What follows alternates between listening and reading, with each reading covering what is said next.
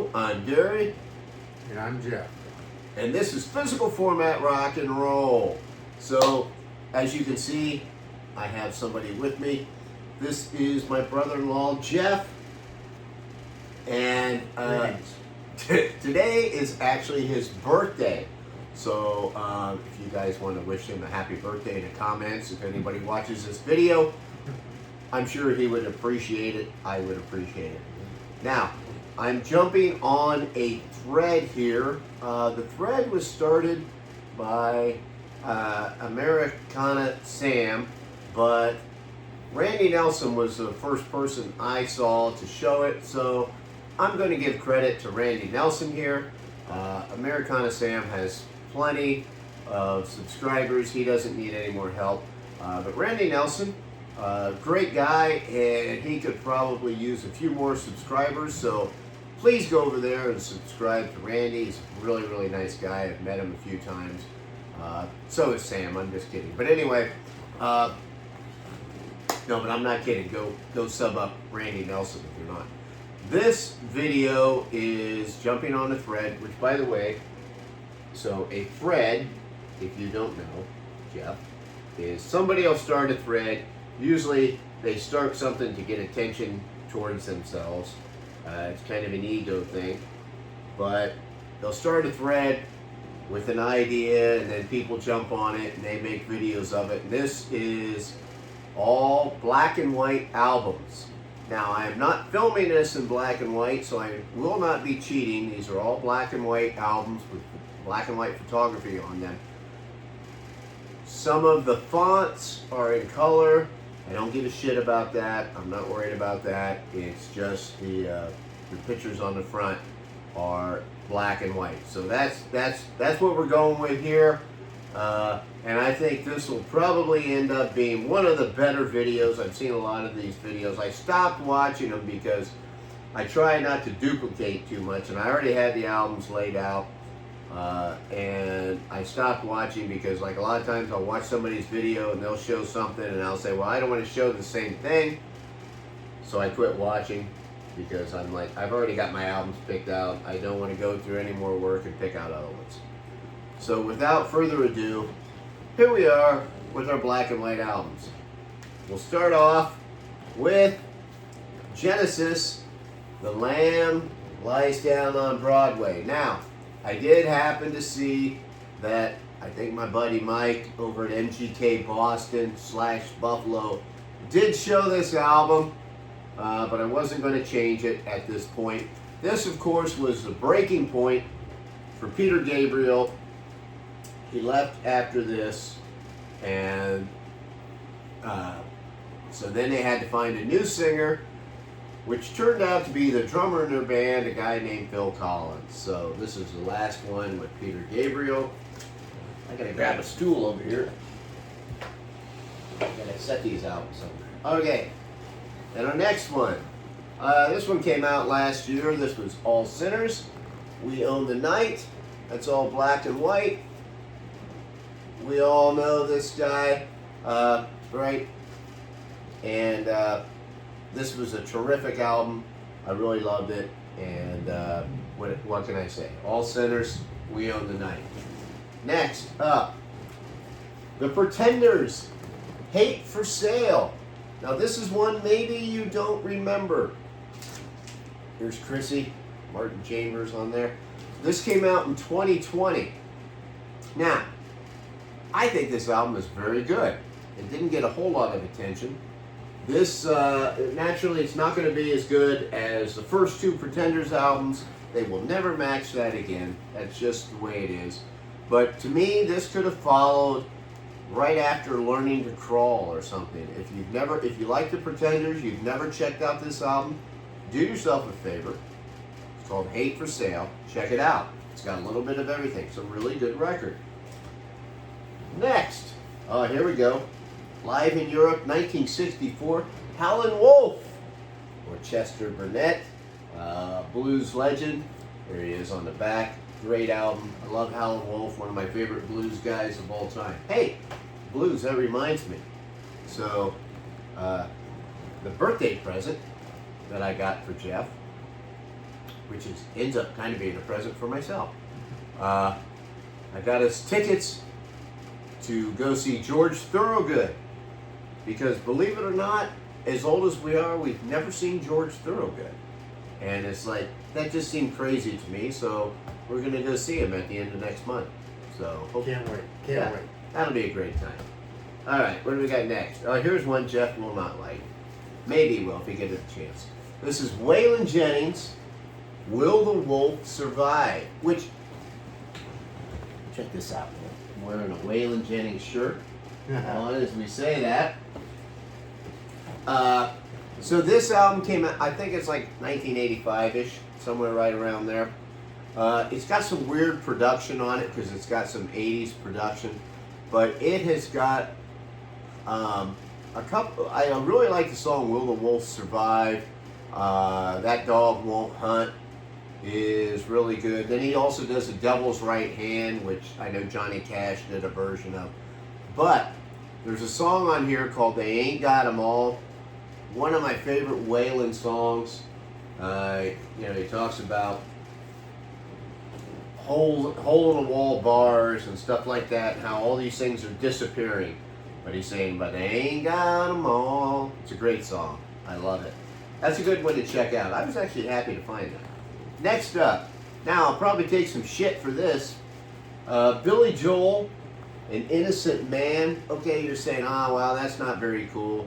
That's kind of nerdy. You're showing this Billy Joel album. But you know what, Jeff? You know why I'm showing this? You know what Billy Joel was doing at this time? Christy Brinkley. That's right. That's right, okay? It is a great album. Yeah, give the man some props, man. You think some of these songs are kind of sappy. He was writing them for Christy Brinkley. You might be writing some sappy songs too. I mean, you look at Billy Joel, this little, nothing-looking guy, and there he was with supermodel Christy Brinkley, so he makes the black and white list. All right. I love it. That's an awesome cover. It is. Oh my God. December's Children and Everybody's by the Rolling Stones. I gotta get the glare off of it. This, of course, is on that fantastic London label. This would probably be around 65, I'm guessing. Fantastic, man. I love all eras. We saw the Stones together. That's right. Yeah, we saw them at Ohio Stadium where the Ohio State Buckeyes play. And I've seen them a few times.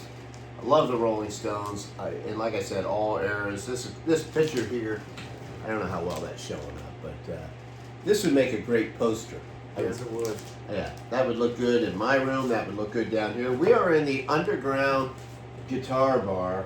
I don't know if you can see it, folks, but hey, I know the owner. I'm good friends with him.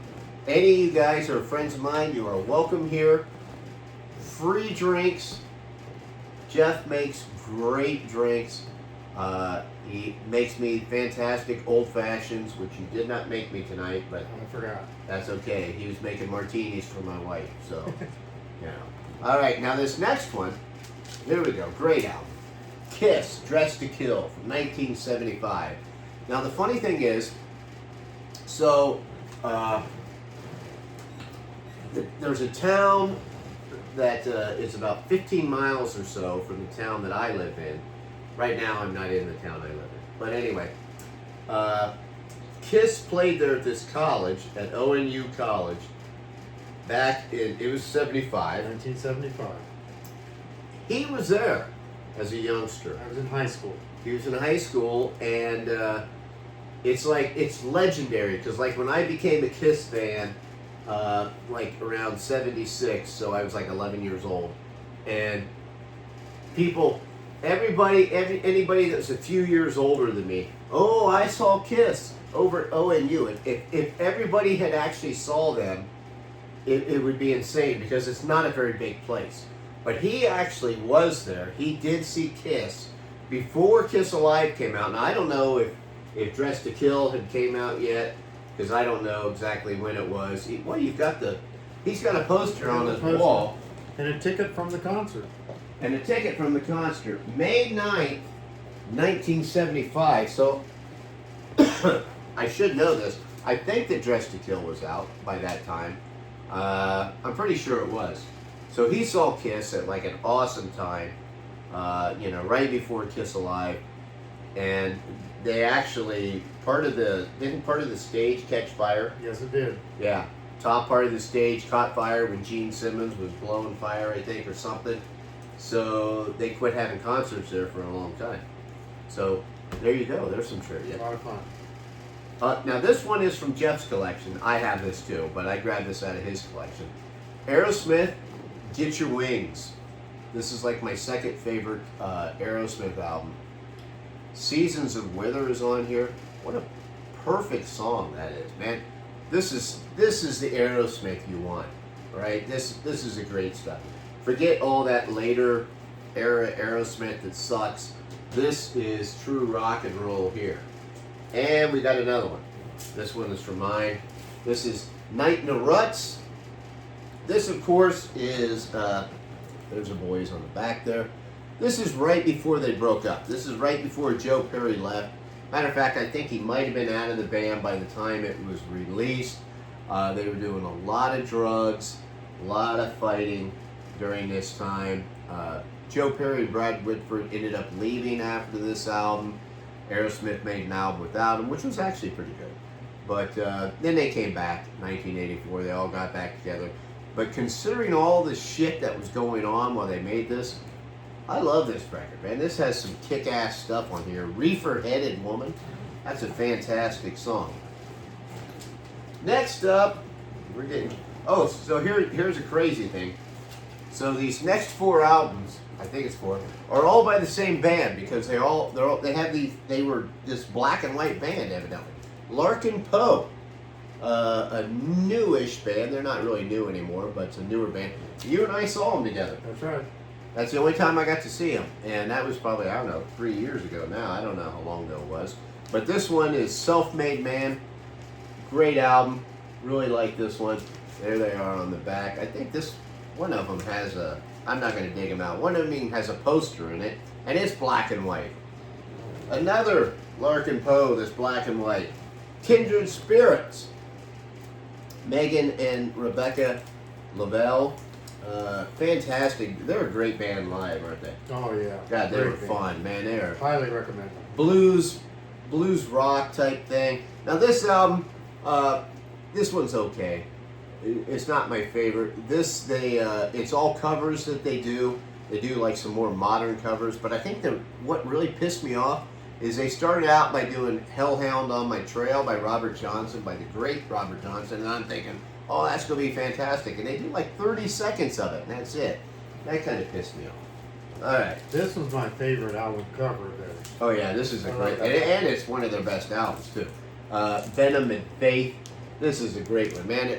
This would be a good place to start out if you wanted to on RandyforRoyalsnPoe. Bleach, Blonde, Bottle Blues. That's a great song. That's a really good one. Fly Like an Eagle, not the Steve Miller song. And then the last one that we'll show by RandyforRoyalsnPoe is Reskin, which they had an album called Skin, and they just re-released it. So this one's pretty good too.